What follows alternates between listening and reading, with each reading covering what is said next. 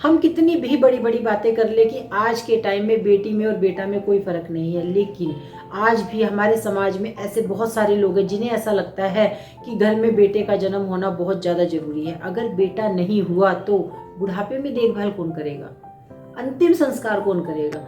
उनकी सोच ऐसे होती है। और ये बात, मेरी इस बात से वो लोग जरूर रिलेट कर पाएंगे जिनके घर में बेटे का जन्म नहीं हुआ है, जिनकी बेटियां हैं।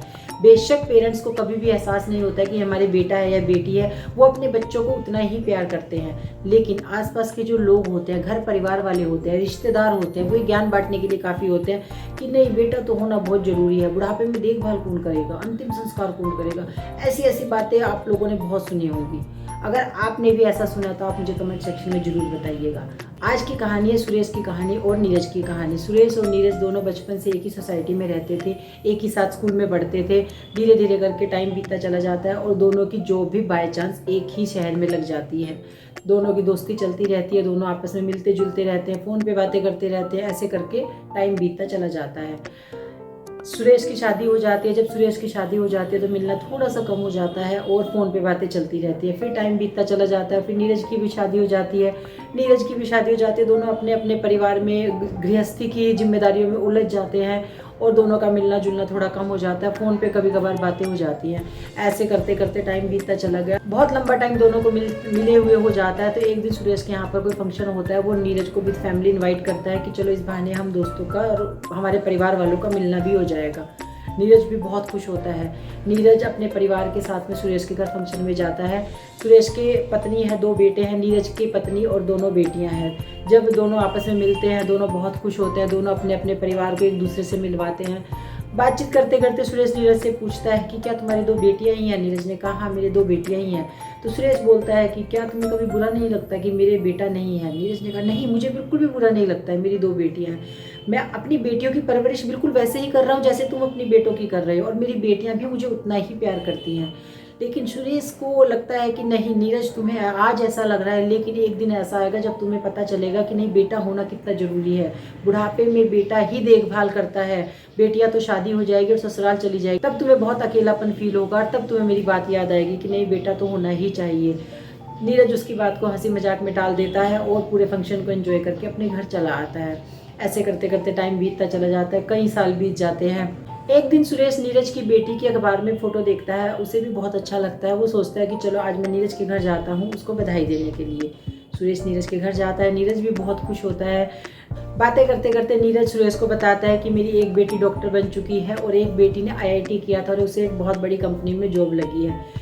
नीरज सुरेश को बताता है कि मेरी बेटी को विदेश में एक बहुत बड़ी कंपनी का ऑफर आया था, जॉब का ऑफर आया था, और उसे वहाँ पर ज़्यादा पैसे भी मिल रहे थे, लेकिन मेरी बेटी ने वो जॉब का ऑफर ठुकरा दिया क्योंकि उसे लगता था कि पैसे तो मैं अपने पेरेंट्स के साथ रह के भी कमा रही हूँ, मैं ज़्यादा पैसों के लिए अपने पेरेंट्स से दूर नहीं जाऊँगी। ये बातें सुनकर सुरेश को भी बहुत अच्छा लगता है, नीरज को बहुत अच्छा लगता है। नीरज ये बताते हुए बहुत प्राउड फील कर रहा था कि मेरी दोनों बेटियों ने मेरा नाम रोशन किया है। आज मैं जहाँ भी जाता हूँ मेरी बेटियों के नाम की वजह से मुझे जाना जाता है। बातें करते करते नीरज भी सुरेश से पूछता है कि तुम्हारे दोनों बेटे क्या कर रहे हैं। तो सुरेश बताता है कि मेरा बड़ा बेटा पढ़ाई में बहुत होशियार था, इसीलिए वो बहुत बड़ी कंपनी में जॉब कर रहा है, लेकिन विदेश की एक कंपनी से उसे भी जॉब का बहुत अच्छा ऑफर आया था, तो इसीलिए वहाँ पर ज़्यादा पैसे मिल रहे थे तो वो विदेश जाकर सेट हो गया। वहीं पर उसने शादी कर ली है और वो पलट के कभी नहीं आया। ये कहते कहते सुरेश की आंखों में आंसू आ गए। फिर दूसरे बेटे के बारे में बताने लगता है कि छोटा बेटा पढ़ाई में होशियार नहीं था तो मैंने उसको बिजनेस करा दिया। बिजनेस कराया तो उसका बिजनेस बिल्कुल भी नहीं चला, तो फिर मैंने लोन लेकर, क्योंकि मेरे पास ज़्यादा पैसे नहीं थे तो मैंने लोन लेकर उसको दूसरा बिजनेस कराया। दूसरा बिजनेस ठीक ठाक चल रहा था, लेकिन जब मैंने अपने बेटे को बोला कि अब लोन उतारना है तो बेटे ने साफ साफ मना कर दिया कि लोन तो आपने लिया है तो लोन आपको ही उतारना पड़ेगा। और ये कहते कहते सुरेश की आंखों से आंसू की धारा बहने लगी। वो नीरज के गले लग गया और नीरज ने उसको चुप कराया। फिर सुरेश ने कहा कि मुझे ऐसा लगता था कि जैसे बुढ़ापे में मेरे बेटे ही मेरी देखभाल करेंगे। आज मेरे दोनों बेटे मुझसे दूर रहते हैं, वो हमसे बात तक नहीं करते हैं क्योंकि उन्हें ऐसा लगता है कि कहीं उन्हें हमारा खर्चा ना करना पड़ जाए। मेरी पत्नी से जितना घर का काम होता है वो घर का काम कर लेती है। आज हम रोते रहते हैं और हम यही सोचते हैं कि हमारे 2 बेटे होने के बाद भी हम अकेले रहते हैं, इससे तो अच्छा हमारे कोई बेटी हो जाती।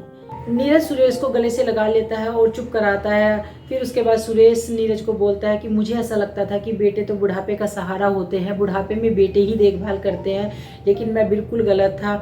आज तुम्हारी बेटियों ने प्रूव करके दिखा दिया है कि बेटियां भी बुढ़ापे का सहारा बन सकती हैं, बेटियां भी माँ बाप की देखभाल कर सकती हैं। तुम्हारी बेटियों ने ज़्यादा पैसे को ठुकराकर अपने पेरेंट्स को अपनाया और मेरे बेटों ने पैसे के लिए अपने पेरेंट्स को ठुकरा दिया। आज मैं बिल्कुल गलत था, मेरी सोच बिल्कुल गलत थी। आज मुझे ऐसा लगता है कि बेटों की जगह पर अगर मेरे कोई बेटी होती तो शायद वो मेरी देखभाल करती। आज हम दोनों बिल्कुल अकेले रहते हैं। तो दोस्तों, आप लोगों ने भी ऐसी बातें जरूर सुनी होंगी अपने समाज में। मैंने आपको पहले भी कहा था, जिसके बेटा नहीं है उसने तो डेफिनेटली ये बातें सुनी होंगी। चलिए मान लेते हैं कि बेटे का होना बहुत जरूरी है। तो अगर बेटे का होना इतना ही जरूरी है तो हमारे समाज में इतने वृद्धाश्रम क्यों हैं? वहाँ पर किसके पेरेंट्स हैं? वो बेटों के ही पेरेंट्स हैं। अगर बेटा होना इतना ही जरूरी है और बेटा ही बुढ़ापे में देखभाल करता है तो हमारे समाज में एक भी वृद्धाश्रम नहीं होना चाहिए। वृद्धाश्रम भरे पड़े हैं, वहाँ पर इतने लोग हैं, वहाँ पर वो जो बताते हैं कि मेरे बेटे ने मुझे घर से बाहर निकाल दिया। क्यों? लोग पता नहीं बेटे के लिए क्या क्या करते हैं। ऐसा नहीं है, आज के टाइम में बेटा और बेटी में कोई फ़र्क नहीं है। आप देखेंगे बहुत सारे बेटे ऐसे होते हैं कि जो अपने पेरेंट्स की देखभाल नहीं करते, लेकिन बेटियां करती हैं। आज टाइम बदल चुका है, वो पहले वाला ज़माना चला गया। आज अंतिम संस्कार भी बेटियां करती हैं। आज सारे काम जो काम बेटे करते हैं वो बेटियां ही करती हैं। तो हमें ऐसा बिल्कुल भी नहीं सोचना है। तो अपनी सोच को हमें बदलना ही होगा।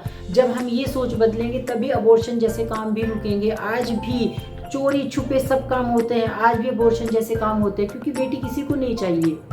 हर इंसान चाहता है कि नहीं, एक बेटा तो होना ही चाहिए। अब हमें सोच बदलनी ही होगी। बुढ़ापे में देखभाल बेटा ही नहीं करता है, बेटी भी बुढ़ापे में आपकी देखभाल कर सकती है। आपकी इस बारे में क्या राय है? आप मुझे कमेंट सेक्शन में जरूर बताइएगा। Thank you so much.